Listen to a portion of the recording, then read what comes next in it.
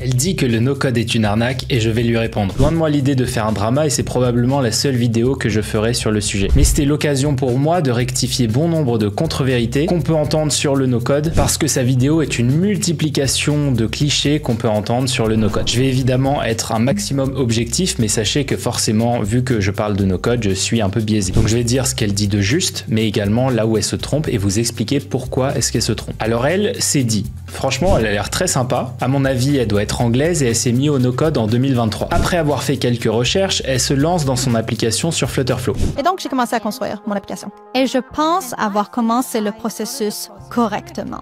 J'ai consulté leur documentation. J'ai regardé un tas de tutoriels sur YouTube. J'ai créé le wireframe sur Balsamiq.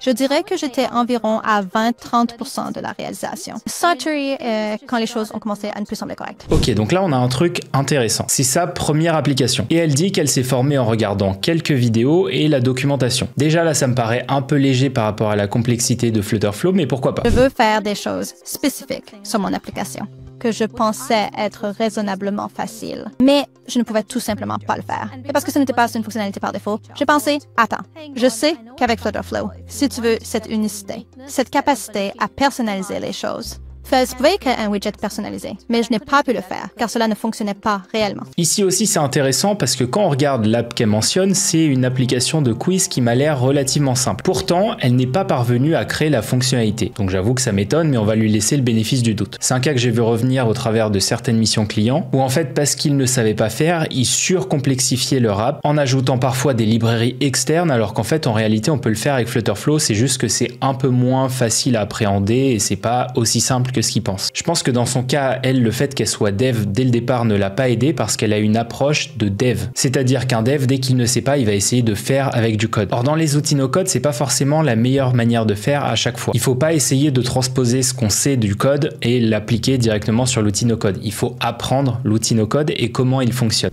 J'ai donc atteint un obstacle et je n'ai pas pu continuer. Alors, j'ai pensé, j'ai tellement de problèmes. Sûrement pas moi.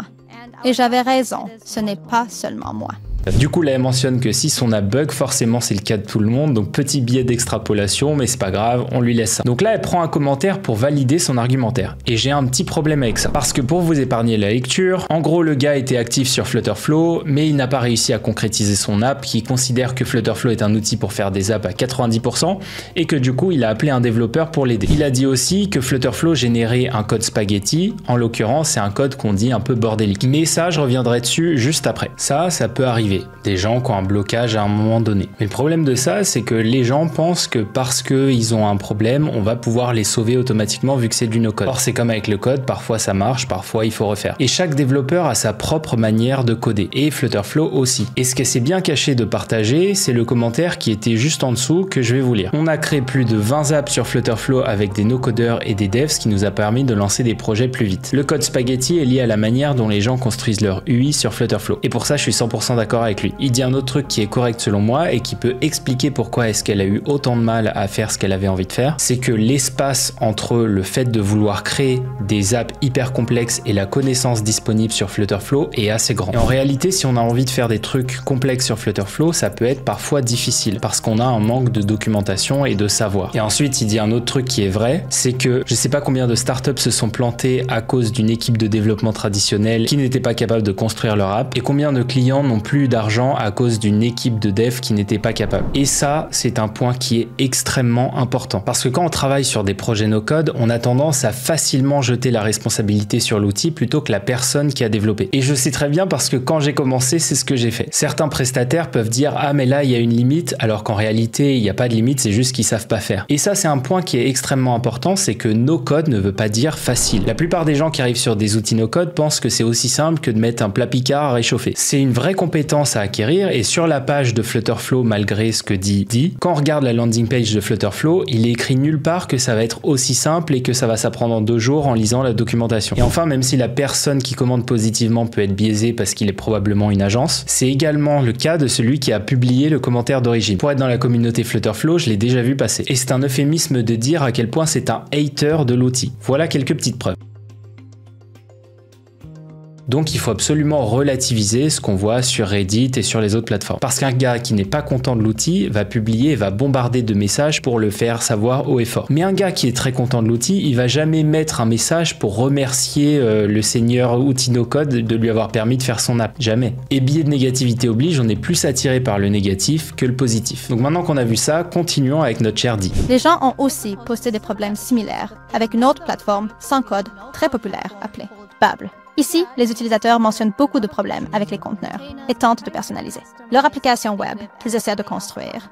Et l'autre dit aussi qu'il y a d'énormes problèmes d'évolutivité avec Bubble. Donc là, en gros, ce qu'elle nous dit, c'est « Je suis allé sur Reddit et j'ai vu qu'il y avait aussi des commentaires négatifs sur Bubble. » À savoir que celui-là, par exemple, si on l'analyse un petit peu, on retrouve à chaque fois le même pattern. En gros, c'est « J'ai passé une semaine sur Bubble, j'y ai passé 8 heures par jour et j'ai pas réussi, du coup l'outil est nul. » Ça, c'est vraiment typique de la personne qui a eu son aha moment, qui a réussi à mettre 2 boutons et qui est tombée sur un espèce de premier mur, mais qui n'a pas persévéré et qui a préféré blâmer l'outil. Ça, il y en a des tonnes. Et je pense qu'il y a un problème qui est philosophique derrière. C'est que vu qu'on paye pour accéder à les plateformes, c'est beaucoup plus facile de rendre responsable cette plateforme. Si ça avait été un langage de développement classique gratuit, eh ben il y aurait eu aucun problème. Donc je pense que ce problème vient du modèle économique de ces outils qui font payer pour accéder à leur plateforme. Honnêtement, je comprends pourquoi ils font payer, parce qu'ils mettent à disposition une technologie qui a été inaccessible avant. Ou alors il fallait apprendre le code, mais auquel cas vous auriez eu accès gratuitement au code. Cet article Medium parle des inconvénients de Babel et il l'expose bien. Un problème que j'ai rencontré avec Babel, c'était la possibilité de le personnaliser. Comme une grande partie du code est préfabriqué, vous devez en quelque sorte vous fier au style de Bull pour beaucoup des applications que vous souhaitez réaliser. Il y a des moyens de personnaliser et Bubble propose des plugins d'API tiers que vous pouvez utiliser. Mais pour la plupart, je peux voir quelqu'un qui veut une application très personnalisable. Tu as problème. D'autres aspects négatifs que j'ai trouvés étaient de devoir payer pour une utilisation plus avancée des plugins de Bubbles. Et là, ça commence un petit peu à se gâter, parce que selon moi, on arrive dans la mauvaise foi professionnelle. Là, elle prend un article de 2021, donc il y a 3 ans. Pour rappel, Flutterflow a été créé en 2020, donc ils existaient quasiment pas. Et elle nous explique un mélange de trucs totalement faux, où apparemment Bubble ne serait absolument pas customisable. Bon, évidemment, c'est faux. En plus, elle nous dit qu'on doit payer pour utiliser des plugins. C'est faux. La plupart des plugins sont gratuits, certains sont payants, mais l'argent ne va pas à Bubble, il va aux concepteurs des plugins. Et je sais que ça peut paraître une hérésie pour certains développeurs de payer pour des plugins, mais pour les no-codeurs, ça fait plus de sens, parce que les gens qui vont utiliser ça ne sont pas des développeurs, ce sont plutôt des marketeurs ou des gens qui ont une affinité avec le développement, mais sans pour autant être 100% développeurs. Et ensuite, l'article nous dit qu'il y a un nombre limité de plugins, c'est totalement faux, il y en a plus de 5000, et en plus, on peut créer ses propres plugins. Mais la raison pour laquelle je pense que c'est un piège est double. La première est que la plupart des clients sans code, je ne sais pas coder. C'est-à-dire que je n'ai jamais développé une seule ligne de code. Donc, en arrivant, les clients n'ont vraiment aucune idée de tout ce qui est impliqué lorsque vous créez une sorte d'application. Comme j'avais de l'expérience en codage, j'ai pu dire assez tôt qu'il y avait des choses spécifiques que je ne pouvais pas faire. Apparemment, avec le no-code, on se rendrait pas compte de ce qu'il y a derrière les outils. Et oui, c'est exactement ça, c'est exactement le but. Le but, c'est qu'on n'ouvre pas le capot et qu'on se concentre sur le résultat. Mais je sais que pour elle et pour tous les développeurs, la tentation est trop grande d'aller farfouiller dans le code pour voir si on peut pas l'améliorer. Mais c'est contraire à la philosophie de ce qu'est un outil no-code. Je peux imaginer quelqu'un qui ne sait peut-être pas coder acheter une plateforme comme Babel ou Flutterfly, développer jusqu'à 90%, passer beaucoup de temps et d'heures, et ensuite ne pas pouvoir le terminer à cause des restrictions. Et c'est un premier problème. Voilà, et c'est à partir de ce moment-là où je pense que son raisonnement est totalement faux. Elle part du principe que si on sait pas coder, on est incapable de publier une application et d'aller jusqu'au bout. Ce qui est, je pense, au passage, et c'est mon avis, faux à 90%. Et je le pense pour une bonne raison, c'est que contrairement à elle, moi j'ai aidé plein de startups à avoir des success stories avec les outils no-code. Donc des entreprises qui ont réussi à lever plusieurs centaines de milliers de dollars avec l'app que je leur avais faite, mais également des entreprises qui ont généré plus d'1 million de chiffre d'affaires par an. Et son raisonnement est biaisé parce qu'elle pense savoir coder. Du coup, elle ne regarde pas la situation de manière objective, elle le regarde avec son biais. Mais si elle avait voulu se lancer dans l'entrepreneuriat aujourd'hui alors qu'elle ne savait pas coder, elle aurait eu 3 options. Première option, apprendre le code par elle-même et avoir une app prête à lancer dans probablement 1 an, voire 1 an et demi. Le tout en étant à fond, donc quitter sa précédente activité et s'y mettre full time dessus. La deuxième, faire appel à un développeur avec les mêmes risques possibles. Parce que les startups qui partent en cacahuète parce qu'il y a des différends entre les cofondateurs, notamment le technique et le CEO, il y en a eu. Donc c'est pas parce qu'on fait du code qu'on est 100% assuré que ça se passe bien et que le code sera nickel. Mais avec un développeur, il y a une notion de risque plus élevée. Parce qu'un dev, c'est minimum un salaire à 6 chiffres ou au moins 25% de sa boîte. Et sinon, la troisième option, c'est apprendre le no-code, payer l'abonnement qui franchement ne coûte quasiment rien au démarrage et qui commence à coûter cher à partir du moment où on a des clients. Donc si on prend quelqu'un qui ne sait pas coder, qui a envie de lancer sa boîte tout de suite, c'est beaucoup moins risqué d'utiliser du no-code. Sauf si votre meilleur ami est dev, auquel cas ça vaut plus le coup de lui faire confiance. La principale plainte pour les plateformes sans code est que vous ne pouvez pas les personnaliser. Donc, soit tu développes quelque chose de très banal, commun, ou vous ne construisez rien du tout. Bon, là c'est carrément une blague, elle nous ressort son vieil article de 2021 en nous disant que c'est pas customisable alors qu'elle y a probablement passé 2 minutes sur Bubble. Et pour vous montrer à quel point c'est customisable, ça c'est une app qui a été faite sur Bubble. Les plateformes se présentent comme une plateforme qui vous permet d'obtenir le produit minimum viable. Donc, si vous voulez montrer aux clients un MVP rapide ou une preuve de concept, allez-y et utilisez quelque chose comme Babel et Flow. C'est génial. Nous le ferons pour vous.